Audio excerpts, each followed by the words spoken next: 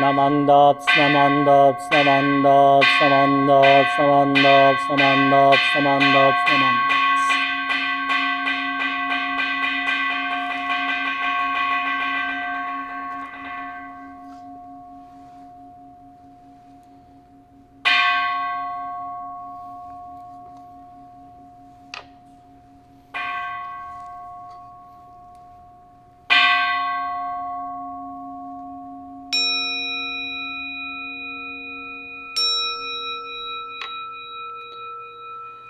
公言義異人無我如善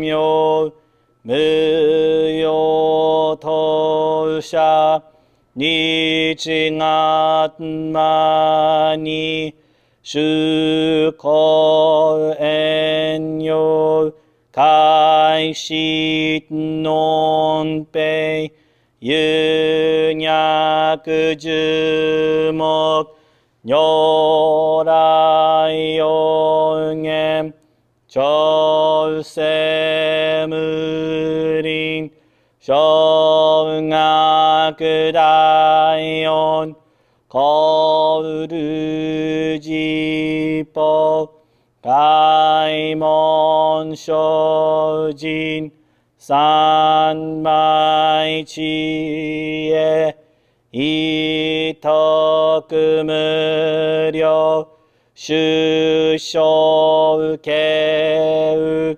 人体前年諸仏法界愚人人の空語外体無明欲ぬ世尊用無二の死死人徳無量空君広大知恵人妙光明一層神道大仙願が差仏在所法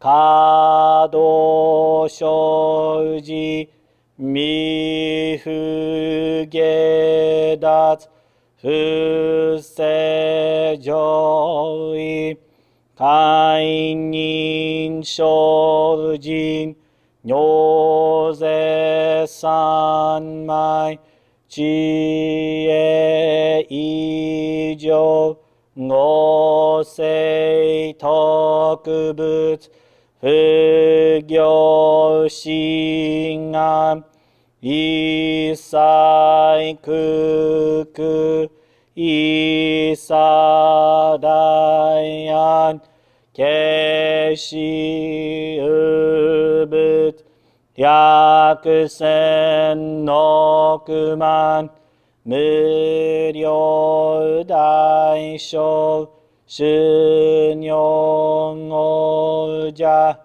供養一切使徒諸仏不如愚道見性不逆非如我者諸仏世界無不可け無種節道光明師匠変死諸国如是精進異人難量量が差仏国土第一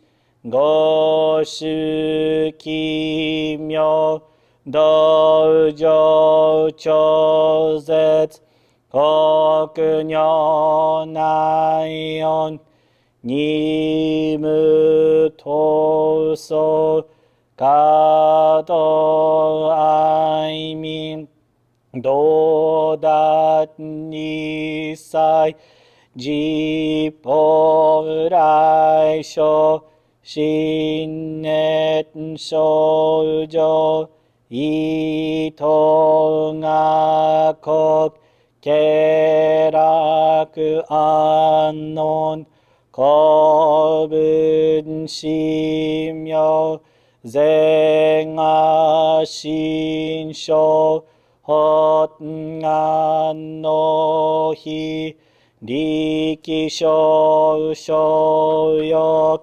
自法世尊知恵無限上量子孫知が信用軽量心死食毒中願行精進人数不敬ナマンダブナマンダブナマンダブナマンダブナマンダブナマンダブ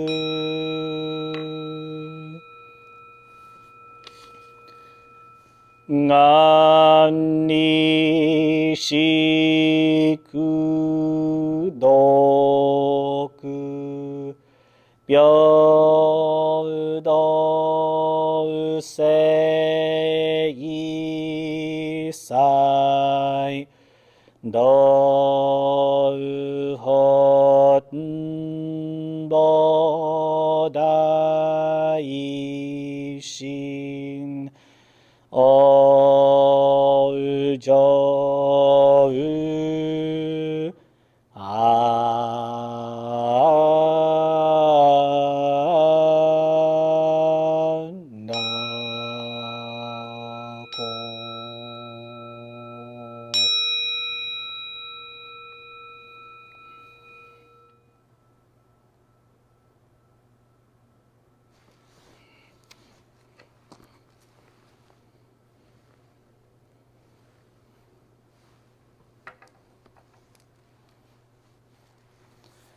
ナマンダツナマンダツナマンダツナマンダツナマンダツナマンダツナマンダツナマン。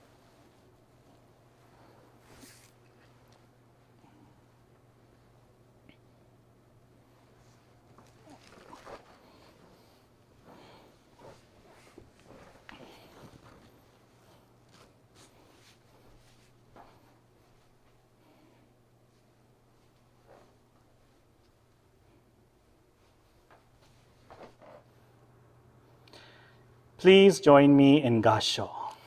Nam. Nam.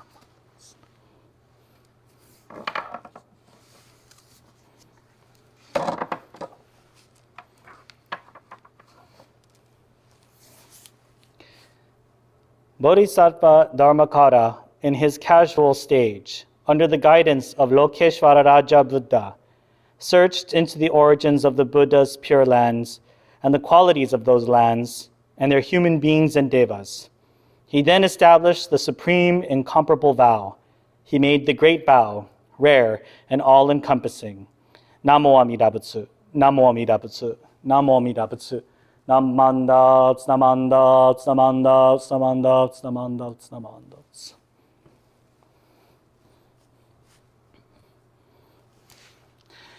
Good morning, everyone, and welcome to our first Sunday YouTube service for the month of July.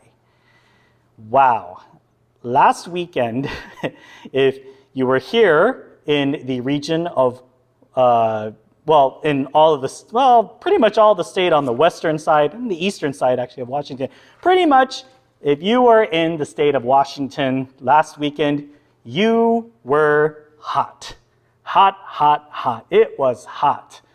It reached into the triple digits, which apparently rarely happens here in the Northwest District, especially in Washington. It does get hot here. There are times where it does get into the 90s, but rarely does it get to the triple digits, even to like the 110s. Some articles stated that last weekend the heat wave reached a high that it hasn't reached in a millennia or something like that. I was like, wow. And I kind of felt funny because I thought to myself, man, I'm from Sacramento originally, right? So I was born and raised in Sacramento, and it does get 100 or 111 into the 110s almost every summer. So I thought to myself, I'm going up to Tacoma, Washington. I'm going up to Washington State where it's never hot. And it's funny that we have all these preconceived notions about different places. It's very similar to the grass is greener on the other side. So I'm up in here in the state of Washington, and all of a sudden, oh man, it wasn't hot. I was thinking to myself, man, I wish, how can it be this hot? I thought it was supposed to be cold. My preconceived notions of this place are shattering. And that's what happens. We all have this idea about where we're going to go, right? We all have this idea about how things are supposed to be. But sorry, that was a tiny little less Dharma lesson, I suppose. But I actually wanted to talk today about today, as it so happens as well, is the 4th of July. Happy 4th. Happy Independence Day. For the United States of America, this day is a very important holiday, as it is the day that we celebrate the signing of the Declaration of Independence, which happened, historically speaking, on the 4th of July, 1776. There were plenty of musicals, historical pieces, movies, dramas. One of my favorites is the John Adams series starring Paul Giamatti as John Adams. And of course, then there's the Hamilton musical that came out. It's more about Alexander Hamilton.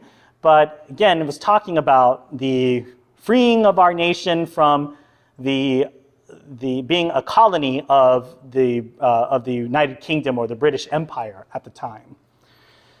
And I wanted to talk a little bit about this notion of Independence Day. So usually on Independence Day, we see a bunch of flags out. We see our nation's flags out, flying everywhere. And we see fireworks in the air. We hear patriotic music, right? So we hear all these music. We see there's this, we see some people wearing that hat of Uncle Sam, who is sort of the personal representation or the personification of what America is supposed to be, right? And I find it interesting. We have all these traditions. And last year, of course, we weren't able to have celebrations the way we were probably used to. We had to stay indoors, or we couldn't have a big, huge mass gathering and have an outside barbecue and have those sparkling firework lights. We couldn't do those things. Probably now we can. But I think it's important to remember what this was all about. So I explained briefly the history of the United States of America, or very briefly, what this day represents, what it symbolically means. And I think it's important to remember why that is, of course, but then also kind of bring us back to our teachings in Buddhism. When we look at the history of the United States, there's a lot that is talked about, and there's a lot that is documented on. We have documentation. We actually have a copy of the Declaration of Independence that is protected. It's on display.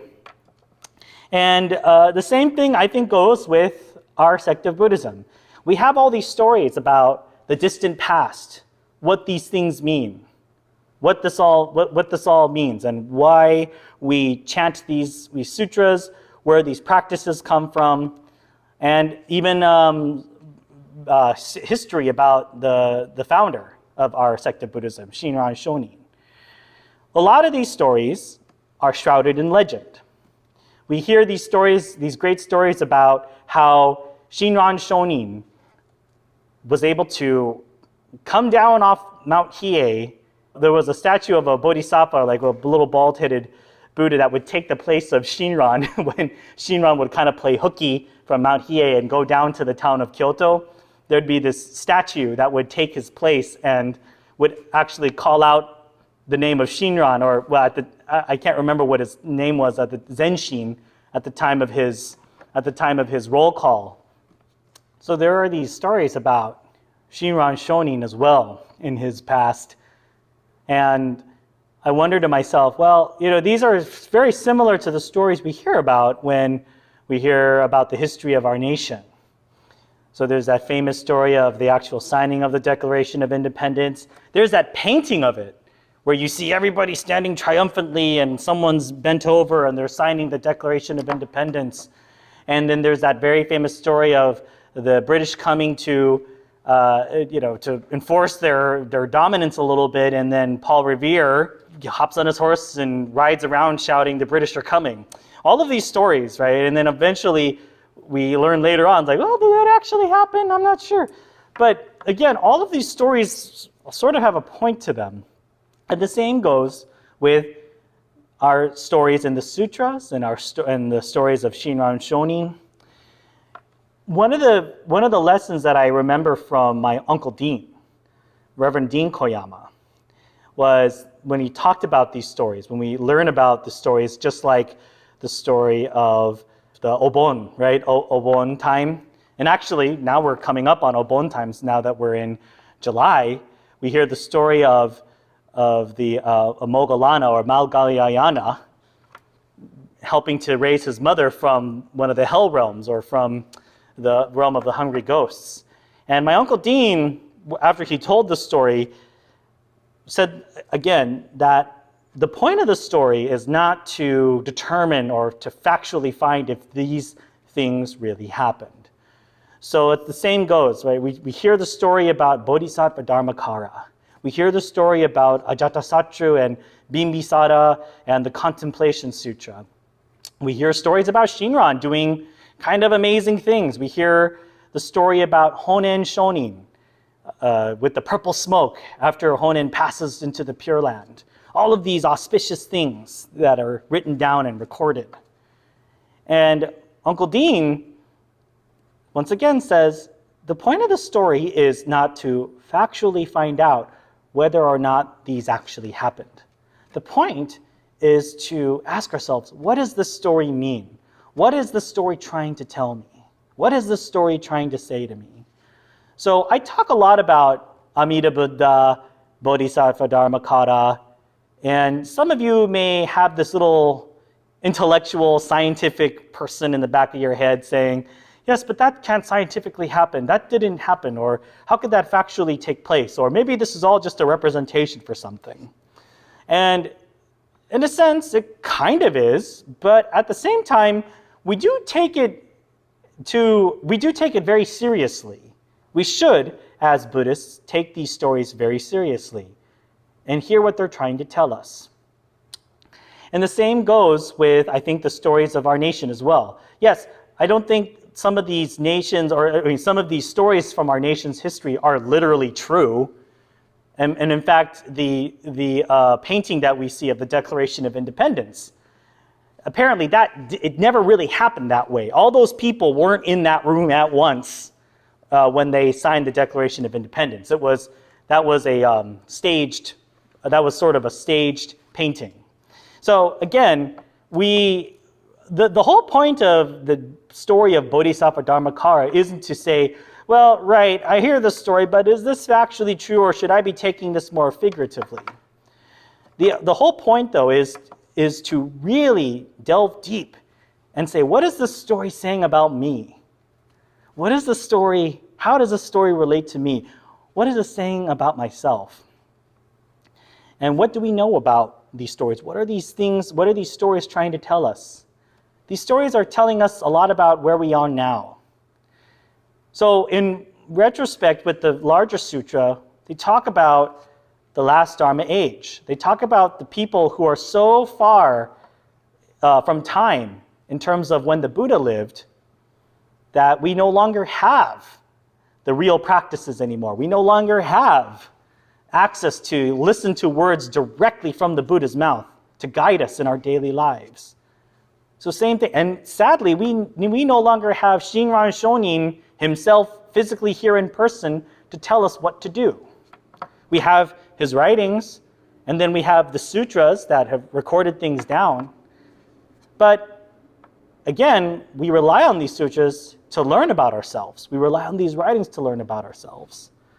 And then one of the key lessons of these stories is the fact that we are imperfect beings.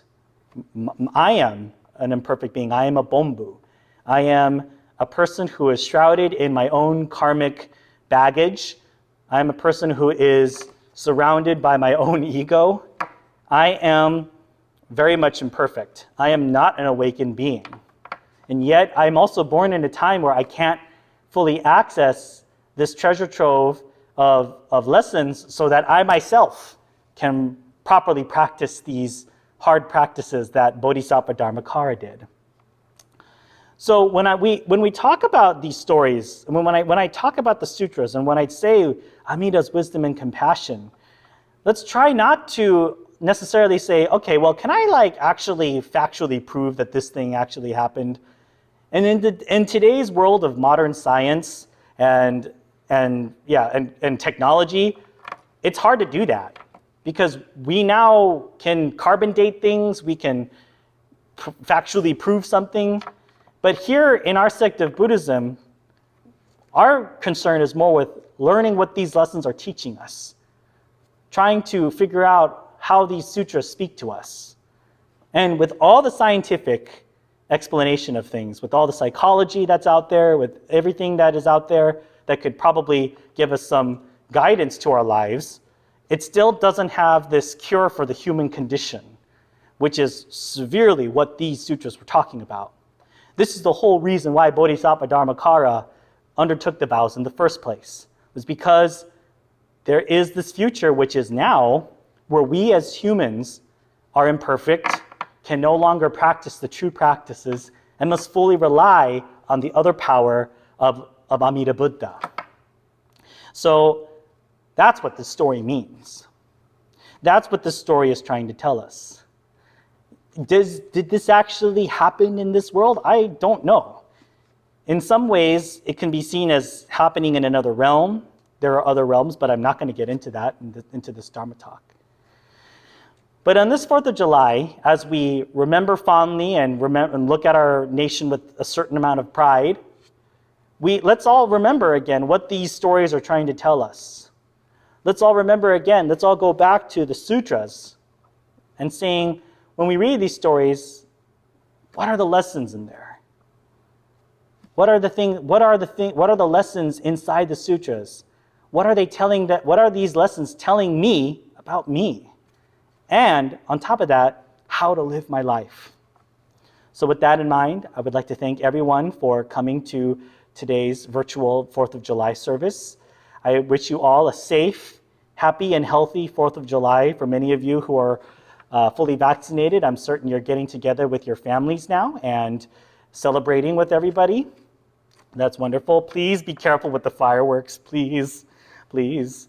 We don't want to start any fires, and we don't want to cause accidents or bad things to happen. But with that in mind, please have a safe and enjoyable holiday, and join me in Gassho. Namo Amida Butsu. Namo Amida Butsu. Namo Amida Butsu. Namandats, namandats, namandats, namandats, namandats.